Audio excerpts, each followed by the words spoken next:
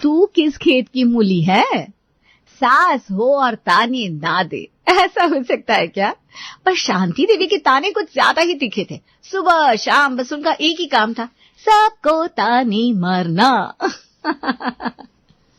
अरे मीना, माधवी, कहाँ मर गई दोनों की दोनों? कब से आवाज लगा रही हूँ, कानों में क्या रूई ठूस कर बैठी हो? जी मम्मी जी, बस आ ही रही थी हाथ धोकर, वो बर्तन धो रही थी ना मैं। कहिए, कुछ काम था क्या? आहा, तो बर्तन धो रही थी। अरे बर्तन धो रही थी तो कौन सा पहाड़ तोड़ लिए जो मुझे जता रही है? 4 बर्तन क्या धो लिए, मुझे सुना रही है। अरे हमारे जमाने में तो हम इतने बड़े परिवार के पूरे बर्तन धोते थे, पर मजाल है मेरे मुंह से कुछ निकल जाए। अपनी सास की एक आवाज पर भागी चली आती थी मैं। खैर, अब बहुओं में वो बात कहाँ। जी मम्मी जी, सॉरी। आपको कोई काम था? बाजार से राशन लाना है, घर में दाल चावल आटा सब खत्म है, पर तुम दोनों को होश कहाँ? सब मुझे ही देखना पड़ता है। माधवी कहाँ है? मम्मी जी, माधवी मन्नू की मालिश कर रही है, आप कहे तो बुला दूं? माधवी, माधवी, मन्नू को दे दे मुझे, हो गई मालिश जितनी होनी थी। अब क्या पूरे दिन मालिश के बहाने बैठी रहेगी? काम चोर कहीं की। शांति देवी के तीखे स्वर सुनकर माधवी मन्नू को लेकर आ गई और शांति देवी की गोद में दे दिया। लीजिए मम्मी जी, मैंने इसे नहलाकर दूध भी पिला दिया है, अब ये आपको बिल्कुल परेशान नहीं करेगा। मुझे मत सिखा, 5 बच्चे पाले हैं मैंने, इसे कैसे रखना है मैं देख लूंगी। आपने बुलाया था मम्मी जी, कोई काम था क्या? हाँ, तुम दोनों बाजार जाकर घर का सामान लेती आओ, फिर आकर खाना बनाना। और हाँ, जरा अभी देर नहीं होनी चाहिए। ये लो लिस्ट और ये पैसा। हम तो बिना बोले ही ये सब कर लिया करते थे, तुम्हारी तरह आलसी थोड़ी ना थे, पर मेरी ऐसी किस्मत का। अरे अब जाओ भी, मेरा मुंह क्या देख रही हो? शांति देवी से पैसे और लिस्ट लेकर दोनों बहुएं चुपचाप बाजार चली गई। बाजार में माधवी मीना से कहती है, भाभी, ये मम्मी जी हमसे ऐसे बातें क्यों करती हैं, जैसे हम इनकी बहुएं नहीं, घर की नौकरानी हो। कितना भी अच्छा काम क्यों ना कर लो, हर बात में नुक्स निकालती रहेगी, पता नहीं क्या समझ रखा है। बात तो सही है तेरी, मम्मी जी को अपने आगे कोई दिखाई नहीं देता, हमेशा से सबके साथ ऐसा ही करती हैं। अरे ये तो खुद की बेटी को ना छोड़े, याद है ना कल की बात? हाँ भाभी, कल कितनी बुरी तरह डांट दिया बेचारी सोनम दीदी को, जबकि उनकी क्या गलती थी? कॉलेज से आने में बस 15 मिनट तो लेट हुआ था उनको, बिना मतलब कितना कुछ सुना दिया। हाँ, बेचारी दीदी का रो रो कर बुरा हाल था। ऊपर से संजय जी मम्मी जी से बात करने गए, तो उन्हें मम्मी जी ने कहा, मेरी बेटी है, मैं जो चाहे बोलूं, तू अपना काम कर, ज्यादा दिमाग मत लगा। वही तो भाभी, पता नहीं ऐसे कैसे चलेगा। इतनी पढ़ाई तो जैसे मैंने मम्मी जी के ताने सुनने के लिए की थी। सोचा था शादी के बाद जॉब कंटिन्यू करूंगी, पर यहाँ तो सब उल्टा ही हो गया। जॉब तो हुई नहीं, ऊपर से ये हिटलर और सर पे तांडव करने लगी। अरे जो होना था सो हो गया, अब ज्यादा सोच मत, अभी थोड़ी देर बाहर है, तब तक शांति है। बोल, गोलगप्पे खाएगी? पर देर हो गई तो फिर से वही सब लेक्चर सुनना पड़ेगा। अरे कुछ नहीं होगा, बोल देंगे किराने की दुकान पर भीड़ थी। चलना अब, तुझे पसंद नहीं है क्या गोलगप्पे? पसंद तो बात है भाभी, गोलगप्पे के नाम से ही ना मुंह में पानी आ रहा है। बस मम्मी जी से डर रही थी, पर आप कहती हैं तो चलिए, आज हो ही जाए चटपटे गोलगप्पे। माधवी और मीना थोड़ी ही दूर एक गोलगप्पे के ठेले पर गई और दोनों ने मजे से तीखे चटपटे गोलगप्पे खाए। वाह भाभी, मजा आ गया, क्या गोलगप्पे थे, कितने दिनों बाद इनका स्वाद चखा है। मैं तो हमेशा यहीं आकर गोलगप्पे खाती हूँ। अब जल्दी घर चलते हैं, नहीं तो मम्मी जी को सुनाने का मौका मिल जाएगा। हाँ भाभी, जल्दी चलिए, काश सोनम दीदी के लिए भी गोलगप्पे ले जा पाते। अरे अभी तू सोनम दीदी की फिक्र छोड़ और जल्दी से ऑटो कर, घर जाकर खाना भी बनाना है। माधवी ने ऑटो बुलाया और दोनों उस पर बैठकर घर पहुंची। शांति देवी उनका इंतजार ही कर रही थी। आ गई महारानियों, बड़ा उपकार किया जो सामान लेकर आ गई। बड़ी ही जल्दी आ गई तुम दोनों, थोड़ा और रुक जाती बाजार में। मम्मी जी आप ऐसे क्यों बोल रही हैं? तो और क्या बोलूं, टाइम देखा तुम लोगों ने, घड़ी में शाम के 5 बज रहे हैं। मेरे चाय का टाइम हो गया, सर दर्द से फटा जा रहा है, पर तुम्हें क्या, तुम दोनों तो यही चाहती हो ये बुढ़िया सर दर्द से मर जाए तो अच्छा। अरे नहीं मम्मी जी, ऐसी कोई बात नहीं है, हम कभी भी आपका बुरा नहीं चाह सकते। वो मम्मी जी किराने की दुकान पर जरा भीड़ थी ना, इसलिए आने में आधा घंटा देरी हो गई, वरना हम तो टाइम से ही आ जाते। मैं अभी आपकी चाय बना देती हूँ। तभी सोनम भी कॉलेज से घर आ गई। भाभी मेरी भी चाय बनाइएगा, और माधवी भाभी आप जाइए, मनु को देखिए, उसे भूख लगी होगी। मीना चाय बनाने चली गई, माधवी मन्नू के पास अपने कमरे में चली गई और सोनम शांति देवी के पास बैठी। वो मम्मी, मुझे कुछ पैसे चाहिए, कल फ्रेंड्स के साथ मूवी जाने का प्लान बना है। कोई पैसे वैसे नहीं मिलेंगे, बढ़िया ही पैसे चाहिए। अरे तुझे तो फिर भी पॉकेट मनी मिलती है। मैं जब तेरी उम्र की थी ना, तो ना अपने माँ बाप से पैसे मांगती और ना वो मुझे देते, फिर भी मुझे कोई दिक्कत नहीं थी। और तू आए दिन मांगने चली आती है। मम्मी ऐसे क्यों बोल रही हैं आप? आपका टाइम अलग था, हमारा अलग है। जरूरी तो नहीं ना कि मैं भी आपकी तरह रहूं। जबान भी चलने लग गई है तेरी, कहाँ से सीखा ये सब? मैंने तेरे भाइयों से कहा भी था कोई जरूरत नहीं कॉलेज भेजने की, वहां यही सब बदतमीजी करना सीखेगी, लेकिन उन दोनों ने एक नहीं मानी। पर अब नहीं, कल से तेरा कॉलेज जाना बिल्कुल बंद। प्लीज मम्मी, मेरी ज्यादा से मत करो, मुझे पढ़ना है। आपको पैसे नहीं देने मत दो, पर मुझे कॉलेज जाना है। एक बार कह दिया सो कह दिया, कॉलेज जाना बंद। तभी मीना चाय लेकर आई। सोनम को रोता देखकर उसने कहा, मम्मी जी, दीदी को पढ़ने दीजिए ना। आजकल बेटियों को पढ़ा लिखा कर अपने पैरों पर खड़ा करना चाहिए, और सोनम तो पढ़ाई में तेज भी है। चुप कर, मुझे ज्यादा ज्ञान मत दे। मैंने दुनिया देखी है, मेरे से ज्यादा तू नहीं जानती क्या सही है और क्या गलत। और मेरे सामने बोलने की कोई जरूरत नहीं है। मैंने मेरी खुद की बेटी को सजा दी है मुंह चलाने की, तो तू किस खेत की मूली है?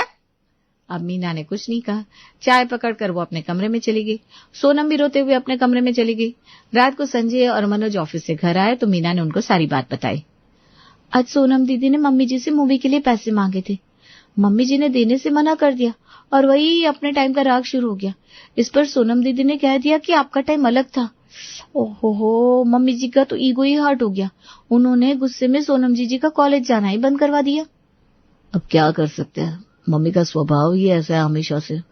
उनको जो चीज सही लगे बस वही सही है, बाकी सब गलत। मम्मी अपने आगे किसी को कुछ नहीं समझती। बेचारी सोनम ने एक मूवी जाने के लिए पैसे ही तो मांगे थे, कॉलेज जाना क्यों बंद करा दिया उसका पता नहीं। मैं बात करता हूँ मम्मी से। कोई फायदा नहीं है, उन्होंने एक बार कह दिया तो वो अब नहीं सुनेंगी। हाँ, मैंने समझाने की कोशिश भी की, पर वो तो मुझ पर बरस पड़ी। मुझसे तो सोनम का रोना देखा नहीं जाता। शाम से बस अपने कमरे में रोए जा रही है। हम चाहकर भी कुछ नहीं कर सकते। अगर कुछ ज्यादा कह दिया तो मम्मी कहेगी पापा के जाने के बाद हमें उनकी वैल्यू नहीं है। हाँ, और फिर वो अलग ही ड्रामा शुरू हो जाएगा। तभी शांति देवी वहां आ गई। शांति देवी को वहां देखकर घर के सब लोग चुप हो गए। क्या चल रहा है यहाँ? क्या बातें हो रही है? संजय, मनोज, तुम दोनों ऑफिस से कब आए? मुझसे मिले नहीं? मिलोगे भी क्यों? अपनी अपनी बीवियों से बातें करने से फुर्सत कहाँ तुमको? अरे मम्मी, बस अभी अभी आए हैं, बस आपके पास ही आने वाले थे। अच्छा ठीक है। मीना, माधवी, अब क्या रात का खाना कल सुबह खिलाओगी? हैं? यहाँ बूथ बंद कर क्यों खड़ी हो? जाओ जाकर खाना लगाओ। रात के 9 बज रहे हैं और ये है कि बातें करने में बिजी है। जी मम्मी जी, अभी खाना लगाते हैं। माधवी और मीना ने खाना टेबल पर लगा दिया। कुछ देर बाद मनोज, संजय और शांति देवी खाना खाने टेबल पर आ गए। मीना ने खाना परोस दिया। ये मटर की सब्जी तो बहुत अच्छी बनी है। भाभी, थोड़ी और दीजिए ना। हाँ मनोज, सही कहा। मटर की सब्जी के साथ ये गरम गरम रोटियां, क्या बात है। मीना, माधवी, खाना बनाने में तुम दोनों का जवाब नहीं है। अरे ऐसा भी कुछ खास नहीं बनाया है जो तुम दोनों इनके गुणगान किए जा रहे हो। सर पे बिठा लो इन्हें। हाँ, कितना नमक है इस मटर की सब्जी में, मुझसे तो खा ही नहीं जाती। अरे खाना तो मैं बनाती थी, सब उंगलियां चाटते रह जाते थे। और इनके जैसे इतना सा खाना नहीं, पूरी 100 रोटियां बनाती थी मैं, वो भी एकदम मुलायम। इनकी रोटियां देखो, कोई कच्ची कोई पक्की। अरे मम्मी, नमक कहाँ ज्यादा है, इतनी टेस्टी तो बनी है सब्जी। और फुलके तो बिल्कुल मुलायम, सही सीखे हुए हैं। मुझे तो आज का खाना लाजवाब लगा। तो मैं क्या झूठ बोल रही हूँ? अरे तुम दोनों को तो अपनी बीवियों की हर बात अच्छी लगती है। दोनों के दोनों जोरों के गुलाम हो। नहीं खाना मुझे खाना, मेरे तो मुंह का स्वाद ही खराब कर दिया। ऐसा कहकर शांति देवी उठकर अपने कमरे में चली गई। संजय और मनोज भी खाना खाकर अपने कमरे में चले गए। अगले दिन शांति देवी की बहन सुषमा उसके पास आई। कैसी हो जीजी? सब कुशल मंगल तो है ना? अरे सुषमा, तू बड़े दिनों बाद याद आई जीजी की। आजा आजा, बैठ मेरे पास। क्या बताऊं जीजी, घर से फुर्सत ही नहीं मिलती। मेरी बहुएं मुझे जाने ही नहीं देती कहीं। तेरी बहुएं क्या तुझसे घर के काम करवाती है? इन बहुओं को जरा सी ढील दो ना तो बस सर पर चढ़ जाती है। इसलिए मैंने तो ये एकदम कसकर रखा है मेरी बहुओं को। अरे मुझसे सीख कैसे बहुओं को कंट्रोल में किया जाता है। अरे जीजी बोलने तो दो, अपना ही राग अलाप पे जा रही हो। मेरी बहुएं मुझसे कोई काम नहीं करवाती, मैं भी उनकी कोई बात पे बिना वजह अपनी टांग नहीं अड़ाती। वो सब मुझसे इतना प्यार करती हैं कि मुझे कहीं जाने ही नहीं देती। तभी मीना सुषमा के लिए चाय नाश्ता लेकर आई। मीना, तुम चाय नाश्ता ले भी आई? अरे वाह बेटा, खुश रहो। जीजी, मीना तो बड़ी होशियार है, कितना ध्यान रखती है। अभी तुमने कहा भी नहीं और ये चाय नाश्ता लेकर आ गई। मौसी जी, ये तो मेरा फर्ज है। कितनी गुणी बहू है जीजी, आपकी तो भाग्य ही खुल गया। अरे काहे के भाग्य वाक्य, यह सब दिखावा है तेरे सामने, वरना मुझे तो चाय भी कभी नहीं पूछती। 4 बार आवाज लगाओ तो जाकर 1 बार आती है दोनों। और मैं जब जवान हुआ करती थी इनकी तरह तो एक आवाज पर दौड़ कर आती थी अपनी सास के पास। चाय तो उन्होंने कभी बोलकर बनवाई नहीं, मैं खुद ही बनाकर ला देती थी। लो, शुरू हो गई जीजी की अपनी तारीफ। जब देखो तब बस अपने मुंह मियां मिट्टू बनती रहती है। बेचारी बहुएं पता नहीं कितने दिन सहेगी। अरे तो सुन रही है ना सुषमा, मैं क्या कह रही हूँ। मैं अपनी सास की लाडली थी बिल्कुल। क्यों झूठ बोल रही हो जीजी? आपकी सास तो हमेशा आपसे दुखी रहती थी। मैं जब आपके यहाँ आती थी तो आपकी शिकायत किया करती थी। सुषमा के सच कहते ही शांति देवी सुषमा पर बरस पड़ी। अरे तुझे क्या पता मेरी सास मुझसे कितना प्यार करती थी। आखिर करते भी क्यों ना, मैं उनकी इतनी सेवा जो करती थी। अरे झूठ बोल रही है तू, क्योंकि तू मुझसे जलती है। जीजी, मैं आपसे जलती हूँ? ऐसा सोचा भी कैसे आपने? अब ज्यादा ना ड्रामे करके मत दिखा, मुझे सब पता है तेरे बारे में। अरे मेरे सामने तू किस खेत की मूली है, जा घर जा, बहुत देर हो गई तुझे आए हुए। राम राम। शांति देवी ने सुषमा को घर से निकाल दिया और आकर हॉल में लगे सोफे पर बैठ गई। मनोज और संजय भी ऑफिस से आ गए और शांति देवी के पास बैठ गए। तभी माधवी और मीना सबके लिए चाय लेकर आई। ये लीजिए मम्मी जी चाय। रख दे, पी लूंगी। अब क्या मेरे सर पर डालेगी? ऐसे लेकर खड़ी है। माधवी ने चाय टेबल पर रख दी और बाकी सबको चाय देकर खुद भी चाय पीने बैठ गई। तभी सोनम एक लड़की के साथ घर में आई। उसकी मांग में सिंदूर और गले में फूलों की माला थी। यह क्या है सोनम, और कौन है ये लड़का? ये क्या मजाक लगा रखा है?